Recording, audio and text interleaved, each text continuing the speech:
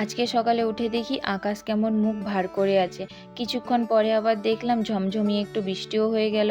High, আমি মৌসুমি। আজ এই ওয়েদারে তোমাদের কি মনে হয় একটু লেপ গাঁথা মুড়ি দিয়ে ঘুমাই? কিন্তু আমার আর সেই সৌভাগ্য হয়নি। সকাল সকাল উঠেই আমাকে ডিউটি দৌড়াতে হয়েছে। ডিউটির মাঝখানে আমি একটু ব্রেকফাস্টও করে নিয়েছিলাম। অনেক কাজের চাপ ছিল।